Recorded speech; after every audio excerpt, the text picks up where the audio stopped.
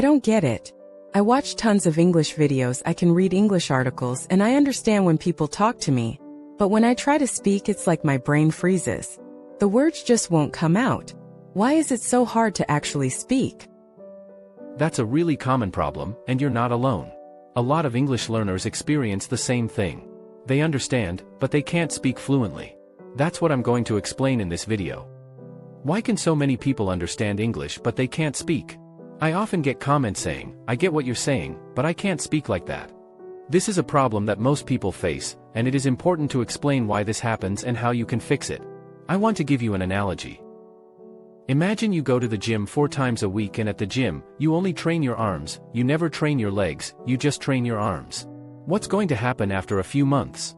You're going to have very strong arms, but your legs probably won't be that strong. And it's the same with speaking. If you don't speak, and just listen to English speakers but you never speak, obviously your speaking is going to be weak. For those who are new here, I can communicate in German, English, and my native language. I'm not saying this to show off or anything. I'm not a super talented language person. I have a friend who speaks 6 languages, so 3 isn't something to brag about. When I was learning German, it was really hard, and I'm still learning. I want to show you that I've been in the same situation as you, and I want to share what helped me. Some people can speak many more languages. We learn English in school, but many of us still can't speak it fluently. Even after studying English for many years, we have trouble talking. There's a big issue with how we are taught.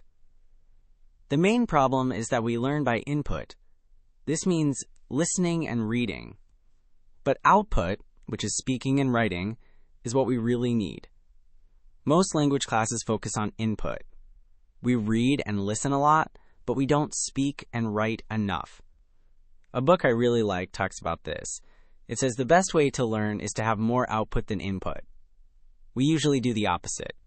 We spend too much time listening and reading, and not enough time talking and writing. If you don't use what you learn, you don't truly learn it. Think of going to the gym. At first you feel weak and self-conscious, but over time you become stronger and more confident. It's the same with learning English. When you first have a conversation, you might feel nervous and struggle to find the right words. That's normal. But if you keep speaking, you'll eventually feel more comfortable and become more fluent. It's simple. One good way to practice output is a method called active recall. This means asking yourself questions and then answering them. It's like testing yourself.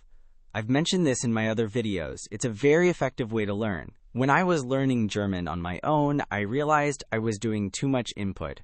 I watched many hours of German videos, but I wasn't practicing speaking. I didn't have anyone to practice with. So after watching each video, I would summarize what it was about in my own words, as if I was explaining it to someone who wasn't there. It might sound strange, but it helped me. There are better ways, though. This method helped me try to use new words and form sentences. Also, it helped me to check if I understood the video. Even if you don't understand the video completely, you can still use the new words you've learned from it to explain what it was about. But, because I was talking to myself, there was no one to correct my grammar, vocabulary, or pronunciation.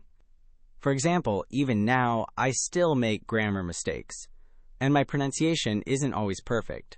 You need feedback to learn correctly. It's very difficult to learn to pronounce every word correctly just by studying alone. It's hard, but not impossible. Having someone give you feedback is the fastest way to learn any language. I always tell my students, just speak. Don't overcomplicate things. English is a language, and languages need to be spoken. A lot of students worry that native speakers are judging them when they speak. They're afraid people will think less of them because they make mistakes or forget words. That is where a lack of confidence comes in. If you're not fluent in English or any language, you might be afraid that people will laugh at you. That is normal. I'm not going to say that no one will laugh at you and that it's always okay, because the truth is that some people will. I understand this fear. I felt the same way when I was learning German. I wanted to be perfect. But remember that most native English speakers aren't judging you. In fact, most are impressed and want to encourage you. Of course, some people will judge you. That happens in every situation. Anyone who has studied languages knows that non-native speakers make mistakes. It's not their first language. but people who only speak one language sometimes make fun of you. The important thing is what you think about yourself. But you just have to ignore them. Don't let them discourage you. Don't pay attention to what they say. They're just negative. I know that's easier said than done, but as you practice more, you'll become more confident, and you'll start to care less about those people. After all, they probably only speak one language. Why should you care what they think? Also, English isn't your native language. Of course you're going to make mistakes, and that's okay. You don't need to be a perfectionist. The more you try to be perfect, the harder it is to actually take action and do something.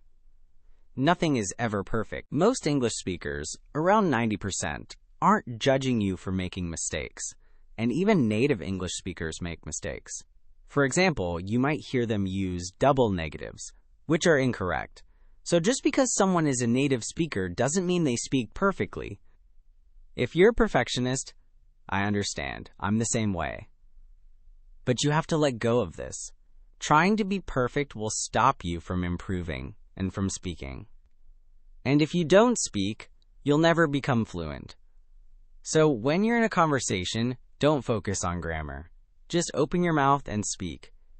You can worry about grammar later. The most important thing is to communicate. Language is for communication, not perfection. If you can express your ideas, you're doing well. And if you keep having conversations, you will improve and become fluent.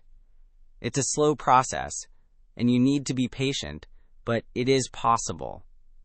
We are designed to learn languages, so don't worry if you feel discouraged or unmotivated. That's normal.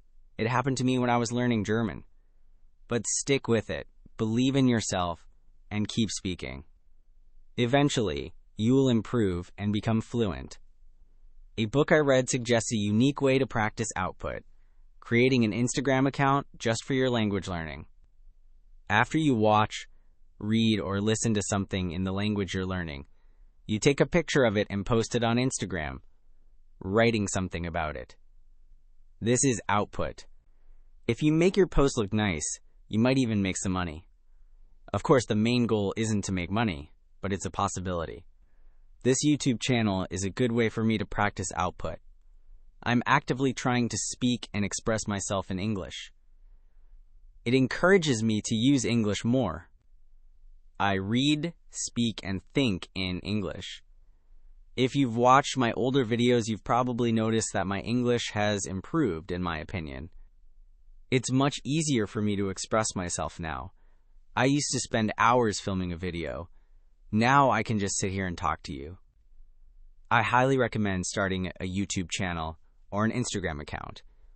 A YouTube channel takes a lot of time to edit, but an Instagram account is easier. You can just post things now and then, and it doesn't take as long. It's a good way to see what you've learned over time as you scroll through your posts. So I recommend it. Another thing is the fun factor. If you're learning a language and trying to speak it perfectly, you might forget to enjoy the process. When I was learning German, I was really excited to understand my favorite content creators. As I started to understand more, I felt more comfortable with the language, and it was a great feeling. It gave me a lot of joy. You might be learning English for school or work, and you might think you don't need to have fun, but when you are having fun, it's much easier to stay motivated. So don't forget to enjoy the process. As you get better, you'll look back on these early days and laugh, like I do. When I was learning German, it was so difficult and hard for me to communicate with it. But I loved the German language and culture, and now those memories are good. So I strongly suggest that you don't forget to have fun while you're learning. And make sure you're doing enough output, not just input. Have you subscribed to Helm? Helm is an app that gives you fresh, real-world content in your target language. No clickbait, no fluff. The best part? You can tap to translate any word you don't get. It's like having total immersion right at home. Check out Helm if you want to learn naturally, just like I did. The link is in the description below. You can try it for free, and if you want more features, you can use the paid version. But you can also continue with the free version. Thank you all for watching. And don't forget to practice your output. See you in the next video.